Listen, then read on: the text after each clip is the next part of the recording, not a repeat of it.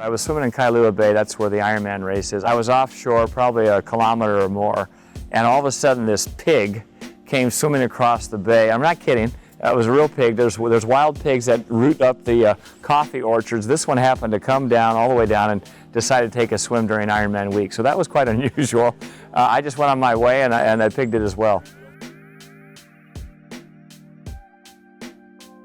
This is a massive, massive question. I don't know who sent this in, but this is like a long college course. Let me give you a couple quick pointers.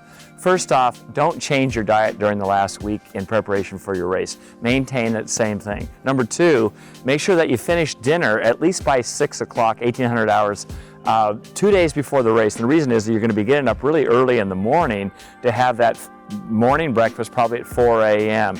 So 6 p.m., you're finishing your breakfast. Hey, it's a Saturday race, Thursday, Friday, you're done with it.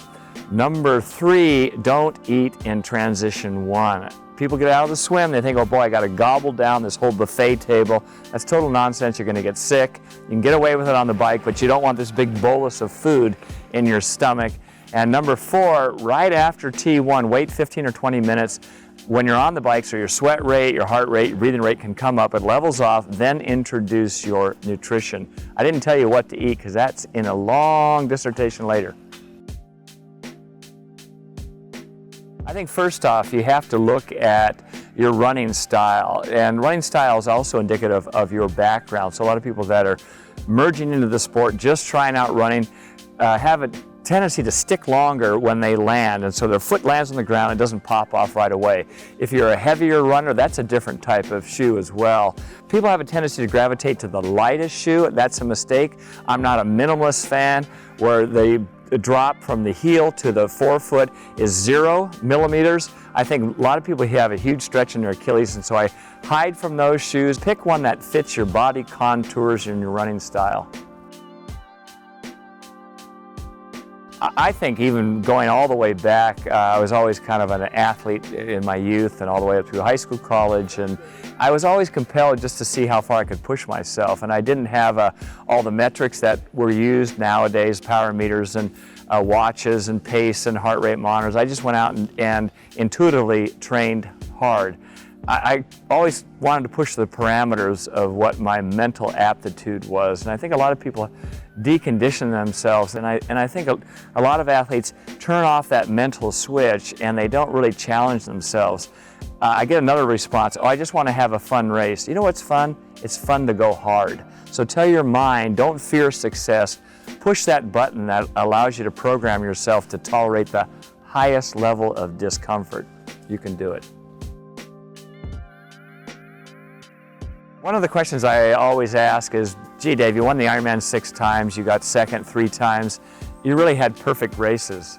I never had a perfect race. There were moments that I had a lot of self-doubt, and I was kind of on an emotional roller coaster, and I'll just reflect on one race. The last Ironman race that I did, no one talks about it, I was 5th place. It was 1996, and I always think that that was my best race ever.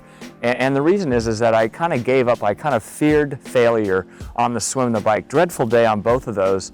And I said I have the opportunity on the run. And so all of a sudden I turned that fear of failure to how can I be successful in this race?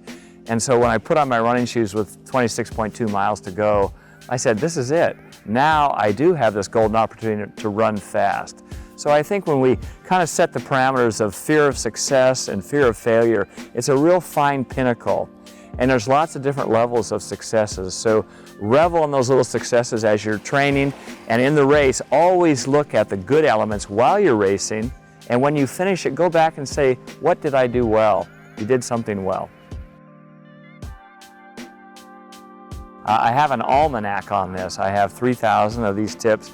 But I'll tell you the first one, and it happens to be apropos with this pond in the background, is that a lot of athletes kind of negate the ability to work on their swim biomechanics or swim technique. It looks fluid, it looks effortless. It's not, but you have to master good technique, and the medium of water is a real puzzle for a lot of people. You have to have good breathing, rhythm, your legs are doing something, your core's got to be strong, what are my arms doing? So in working on the swim, that is really paramount to being a good triathlete.